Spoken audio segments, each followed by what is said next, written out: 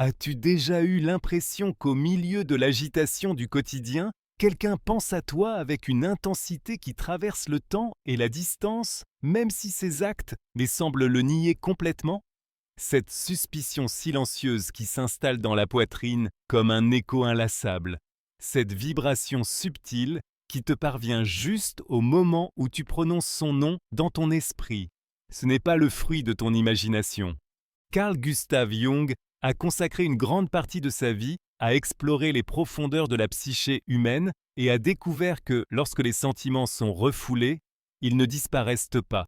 Ils se transforment en symboles, en gestes voilés et en comportements ambigus que l'âme intuitive sait décrypter sans aucune parole. Aujourd'hui, nous allons explorer une dimension oubliée de la psychologie, celle qui nous parle de liens invisibles, d'émotions inexprimées et des murmures de l'inconscient qui en disent plus que toute déclaration explicite. Jung défendait avec ferveur une vérité. Tout ce que l'on réprime dans le conscient se projette avec d'autant plus de force depuis l'inconscient. Autrement dit, plus quelqu'un tente de nier qu'il te manque, plus cela devient évident pour ceux qui savent lire avec des yeux entraînés au symbolique. Il ne s'agit pas de suppositions romantiques ni d'illusions nées du désir, mais de dynamiques psychologiques profondes, des schémas qui se répètent avec une précision étonnante et qui refont surface maintes et maintes fois dans les récits de ceux qui aiment, sans être visiblement aimés en retour. L'inconscient, disait Jung, est une terre de symboles, et son langage se révèle dans les détails les plus inattendus. Un regard fuyant, un rire qui se coupe soudain, un mot qui s'échappe malgré soi. Lorsqu'une personne a aimé profondément puis tente d'étouffer cet amour, elle ne peut empêcher son ombre, cet espace intérieur où résident les désirs non reconnus, de prendre le dessus lors des instants de vulnérabilité. C'est là, dans ces moments où l'ego faiblit, que la vérité s'infiltre comme l'eau entre les fissures. T'est-il déjà arrivé de rêver de cette personne juste au moment où tu pensais l'avoir enfin oubliée? As-tu senti sa présence dans des lieux qu'elle n'a jamais foulés avec toi? As-tu reçu des messages ou perçu des signes qui semblaient portés par son énergie, même s'ils venaient d'une autre source?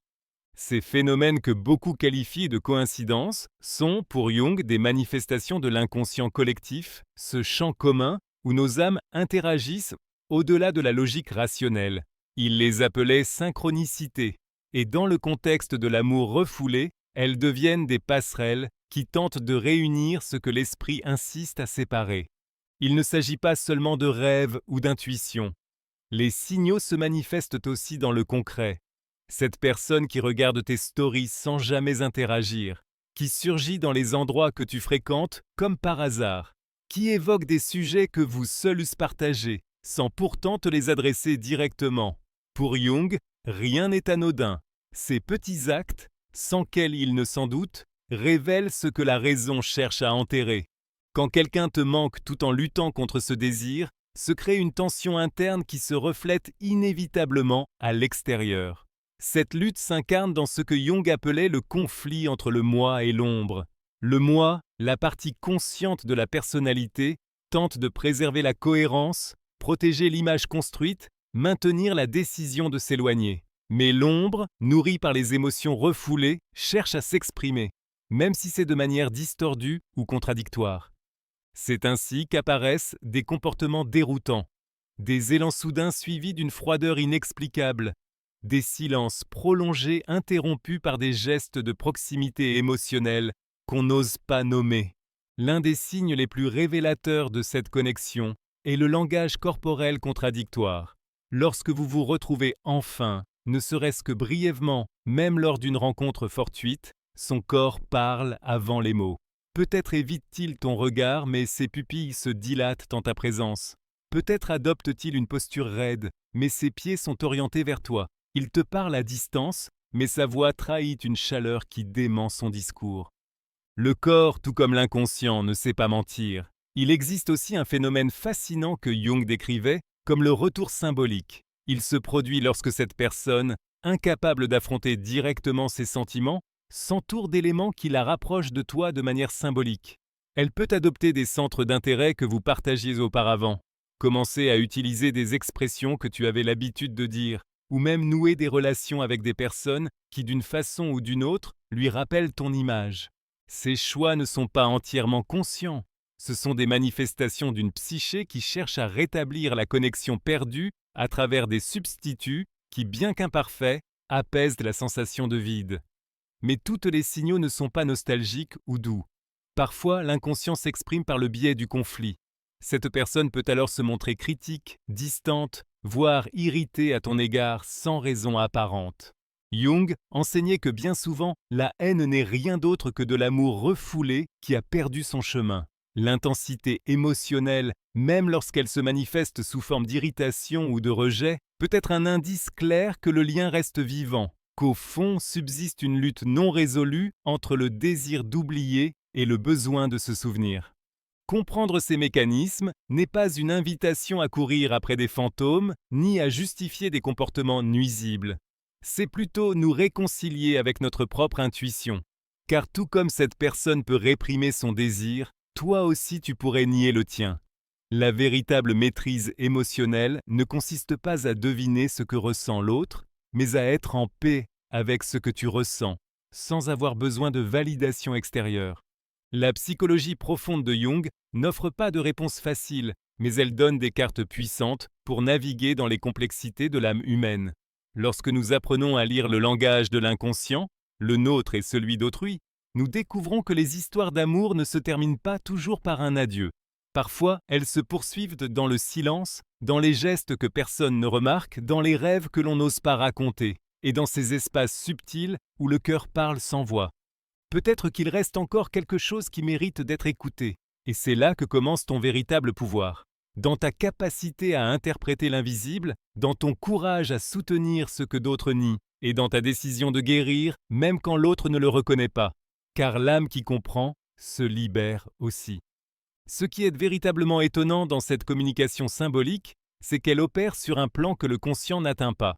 Il ne s'agit pas de messages envoyés avec une intention délibérée, mais d'impulsions profondes, souvent inconnues même de celui ou celle qui les émet. Cette personne, sans savoir pourquoi, revient sans cesse sur des scènes partagées, cite tes expressions dans des conversations étrangères, conserve tes objets comme autant de talismans. Et elle ne le fait pas parce qu'elle le décide, mais parce qu'il y a quelque chose en elle qui refuse de te lâcher. Comme Jung l'a découvert, l'inconscient ne suit pas les règles de l'ego et ne répond pas à la logique. Il a son propre langage, ses propres cartes. Et quand le lien émotionnel a été intense, il trouve des manières insoupçonnées de se prolonger, même lorsque la raison a abandonné.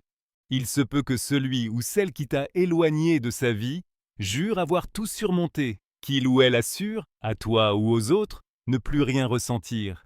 Mais cette froideur apparente n'est pas une preuve d'indifférence.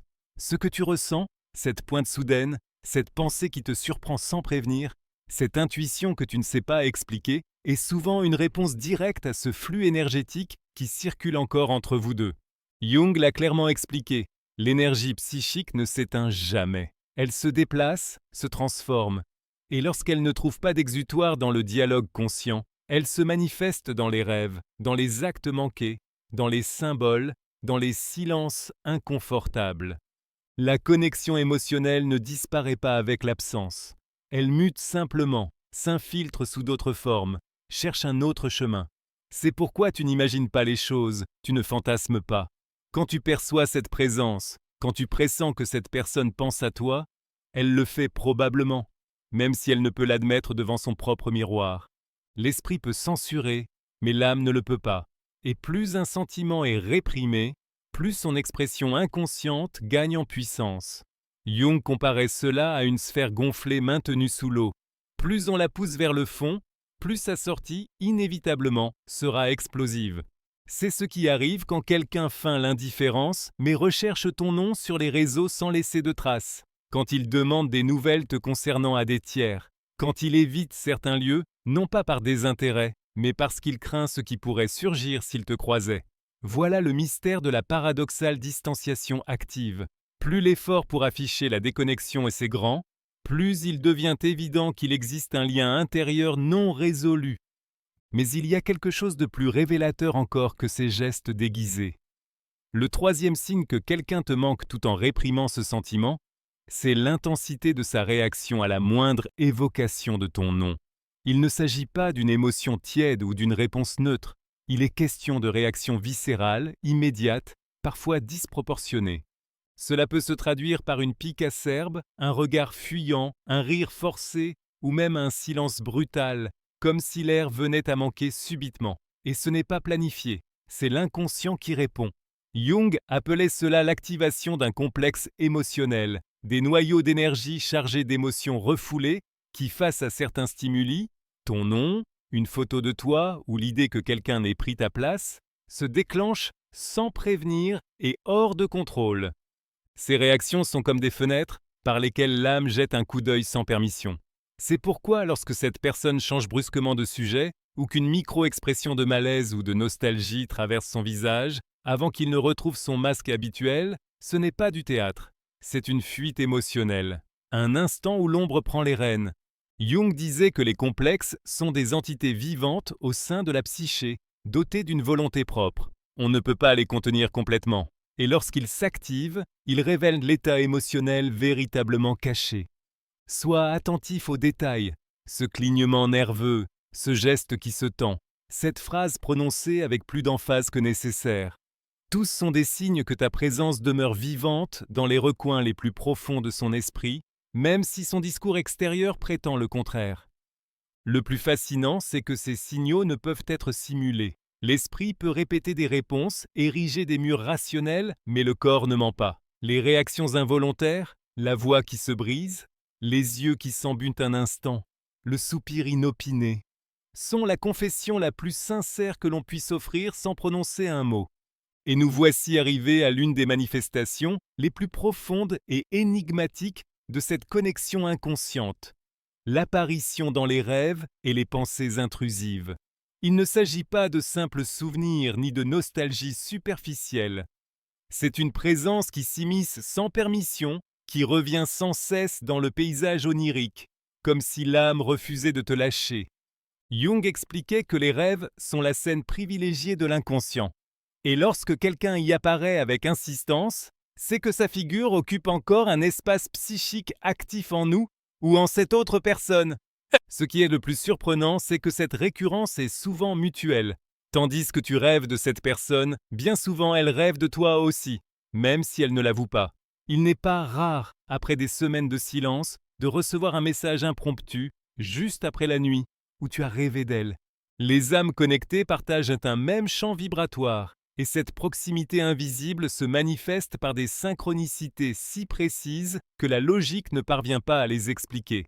Cela peut être une pensée qui surgit sans raison alors que tu es absorbé dans une toute autre activité, ou une émotion soudaine de tristesse ou de joie qui coïncide avec un événement important dans la vie de celui ou celle que tu as autrefois aimé.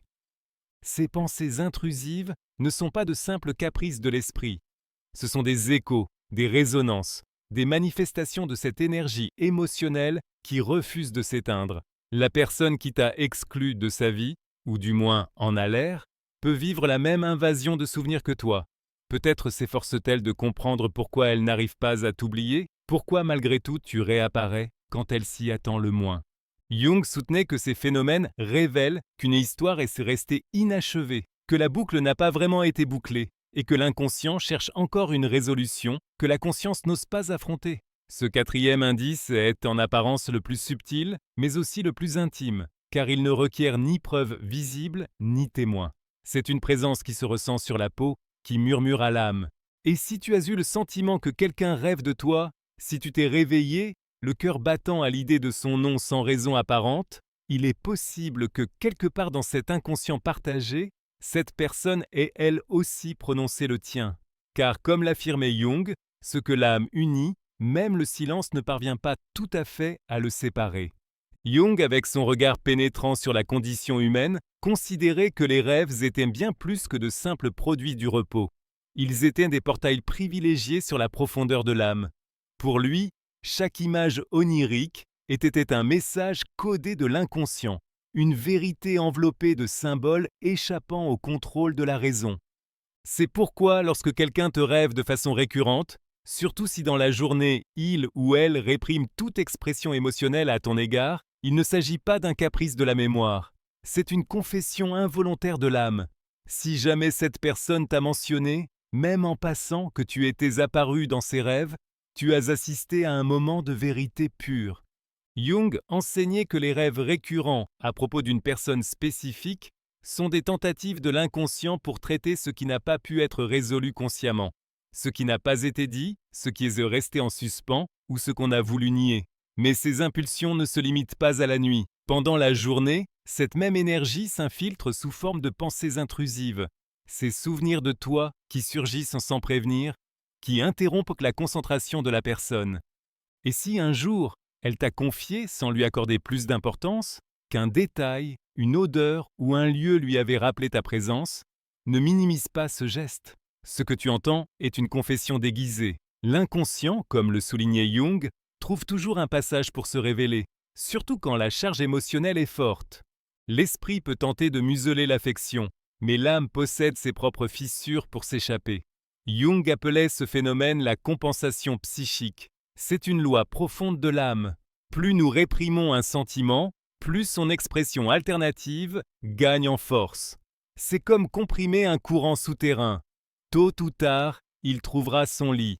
Ainsi, si cette personne campe sur son indifférence, mais que son esprit la trahit avec des souvenirs qui la surprennent, tu assistes à une expression authentique d'un lien qui reste vivant, même dans l'ombre. Le cinquième signe de cette dynamique émotionnelle cachée est ce que Jung nommait la projection inversée. C'est l'une des manifestations les plus révélatrices et à la fois les plus difficiles à repérer si l'on ignore les mécanismes de l'inconscient. Elle se produit lorsque la personne qui te manque profondément, mais ne peut le reconnaître, commence à projeter sur toi ce qu'elle refuse de voir en elle-même. On peut dire que c'est toi qui n'as pas tourné la page, que c'est toi qui restes accroché, qui t'accroches à quelque chose qui appartient déjà au passé. Mais, en réalité, c'est elle-même qu'il ou elle décrit. Jung soutenait que ce qui nous dérange le plus, ou ce que nous reprochons aux autres, est souvent un miroir de ce que nous refusons d'accepter en nous-mêmes.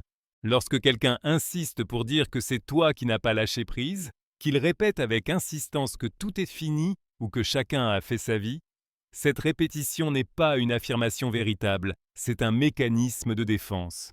Car lorsqu'une chose est véritablement résolue, elle n'a pas besoin d'être justifiée ni martelée. L'intensité émotionnelle avec laquelle il ou elle te le dit révèle exactement le contraire, qu'il ou elle n'est pas en paix avec ce qu'il ou elle ressent. Telle est la nature paradoxale de la projection inversée. En cherchant à se libérer, cette personne finit par dévoiler ce qui la retient. Elle te pointe du doigt alors qu'elle se regarde elle-même. Elle t'accuse alors qu'elle dissimule son propre reflet. Le sixième signe était l'un des plus énigmatiques et en même temps des plus poétiques dans la pensée jungienne. Les synchronicités significatives.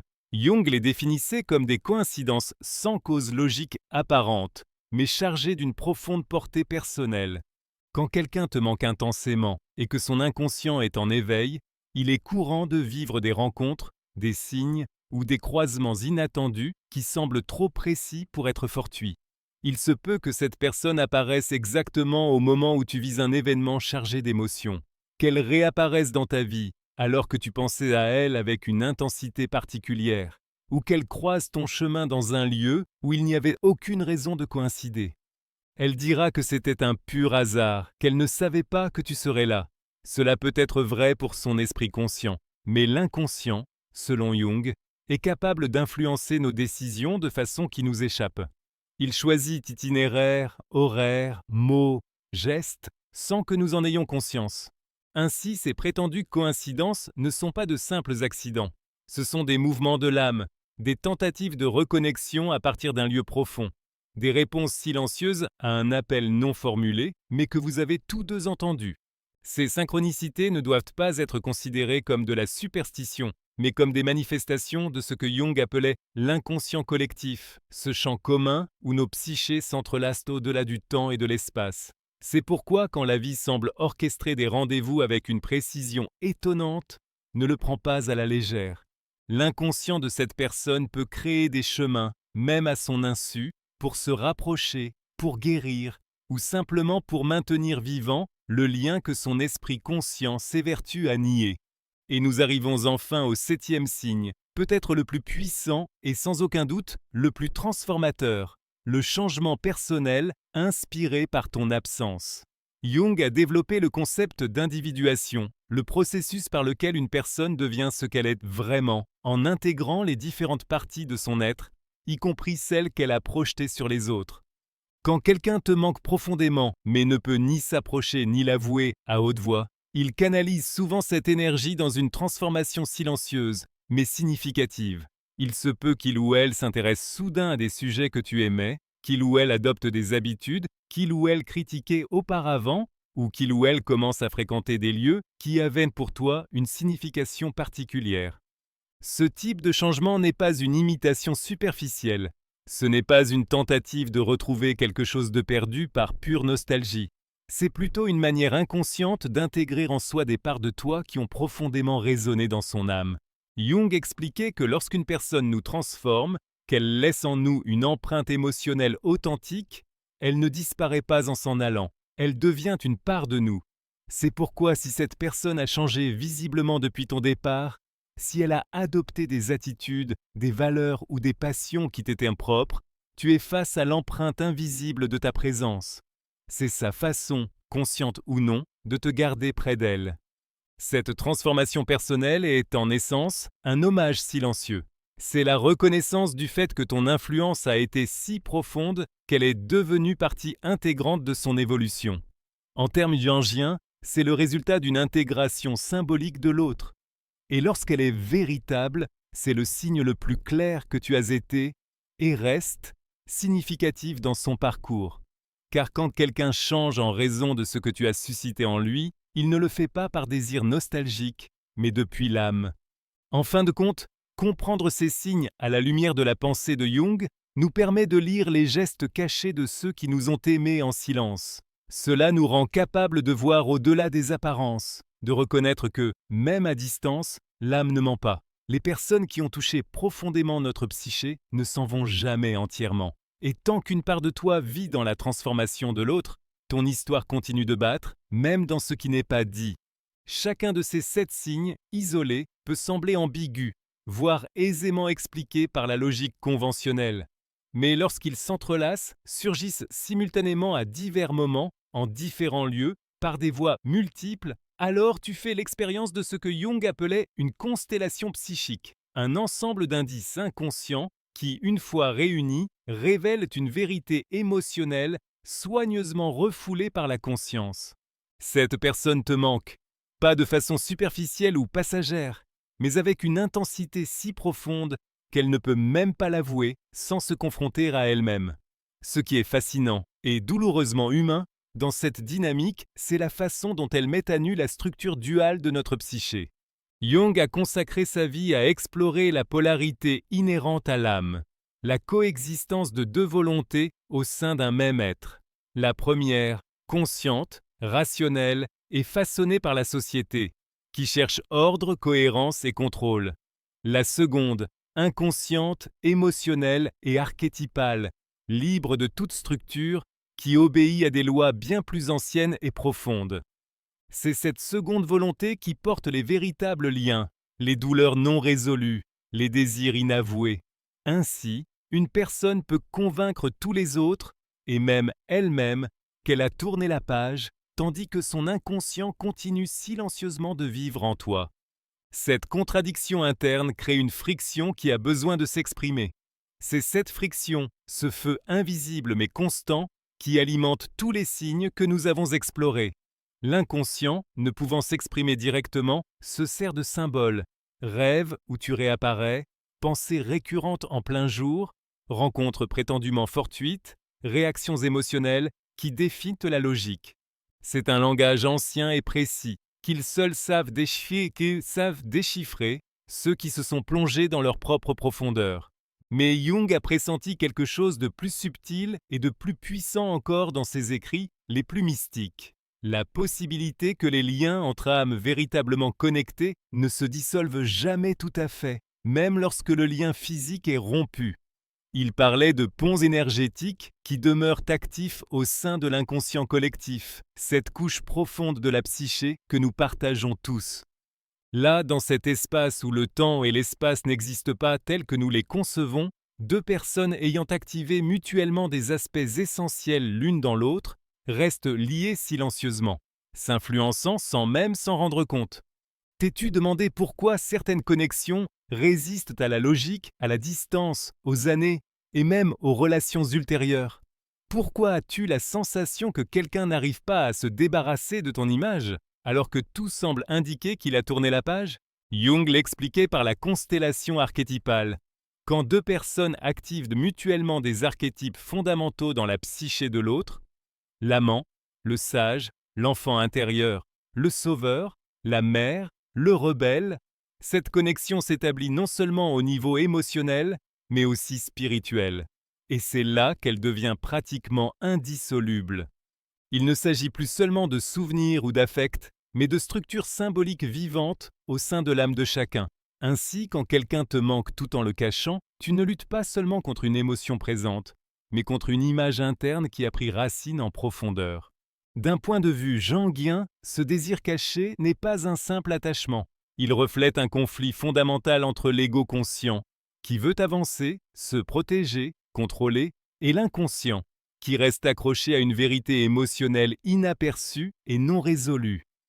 Cette tension génère une énergie qui doit s'exprimer, et elle le fait à travers les 7 signes que nous avons décrits. Chacun d'eux agit comme une soupape de décompression, une fissure par laquelle le refoulé se filtre pour trouver une voie d'expression. Jung a découvert que la répression émotionnelle n'est jamais parfaite. L'esprit peut ériger des murailles, tisser des récits, imposer des silences, mais l'âme trouve toujours des fissures. Ce qui est refoulé ne meurt pas, il se transforme, se projette, se symbolise. C'est pourquoi cette personne peut parler de toi avec sarcasme, colère ou indifférence.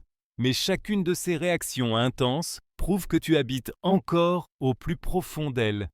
La répression engendre la distorsion, non l'anéantissement, et cette distorsion devient signal.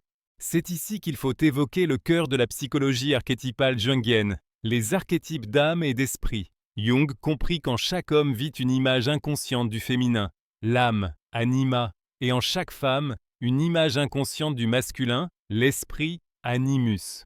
Quand une personne incarne ou active ces archétypes en l'autre, elle ne devient pas simplement un partenaire, elle devient un miroir de l'âme, une figure intérieure projetée à l'extérieur, un reflet de ce que l'autre cherche, craint et souvent ne peut nommer. Si toi, en tant que femme, tu as activé l'anima chez un homme, tu n'étais pas seulement sa compagne, tu étais son miroir intérieur, sa muse archétypale, le symbole vivant de son féminin intérieur, de sa tendresse refoulée, de son intuition oubliée, de sa capacité d'aimer sans retenue. Te perdre n'a pas consisté seulement à perdre une relation, mais à perdre le lien avec une part essentielle de lui-même. C'est pourquoi il te manque de manière inexplicable. En te rappelant, il cherche à se retrouver lui-même. Et si toi, en tant que femme, tu as projeté ton animus en un homme, cette instance intérieure qui représente ta force, ta direction, ta structure interne, son absence dépasse la douleur émotionnelle. C'est que la sensation d'être déconnecté d'une part vitale de ta propre psyché. L'animus, incarné par cet homme aimé, représente ton élan vers l'action, ta capacité à t'affirmer, à te soutenir. Lorsque cet homme part, on a l'impression que ses qualités s'effondrent en toi, jusqu'à ce que tu parviennes à les intégrer comme tiennes. En ce sens, les liens les plus profonds ne sont pas que des attachements affectifs. Ce sont des processus d'individuation, des chemins symboliques où l'autre agit comme catalyseur de ton évolution intérieure. C'est pourquoi certaines personnes, même éloignées physiquement, continuent d'habiter tes rêves, tes décisions, ton regard, tes transformations. Et toi dans les leurs. Dans la perspective jungienne, comprendre que quelqu'un te manque profondément tout en refoulant ce sentiment n'est pas une simple affaire de romantisme. C'est reconnaître que l'âme humaine est en dialogue constant avec elle-même et que les liens ayant touché nos profondeurs ne peuvent être simplement surmontés. Ils se transforment, s'intègrent ou nous poursuivent. Mais ils laissent toujours une empreinte. La véritable force de la compréhension de la psychologie jungienne réside dans le fait qu'elle ne nous propose pas de réponses simples, mais des manières plus profondes de voir. Elle ne demande pas qui est fautif, qui est parti, qui a fait le premier pas, mais ce qui est resté non résolu. Quelles forces ont été activées en nous? Quel message notre inconscient tente d'envoyer à travers le silence, les rêves, les signes et les changements? Car ce que l'âme reconnaît comme important, elle ne l'oublie pas. Elle le porte jusqu'au moment où elle doit pleinement le comprendre, l'intégrer ou le lâcher. Au final, il se peut que cette personne ne prononce jamais ton nom à haute voix. Il se peut qu'elle n'avoue jamais ce qu'elle ressent. Mais si tu as été le reflet de son inconscient, si tu as activé en elle la part la plus cachée, alors ton rôle dans sa vie dépasse les mots. Il se peut qu'elle ne te touche plus, mais elle porte toujours ta couleur dans son regard, ton silence dans son souffle, ton absence dans chaque tentative de commencer quelque chose de nouveau. Et c'est peut-être la preuve la plus profonde de toutes, que l'âme, même lorsqu'elle perd le contact, ne perd jamais complètement le lien.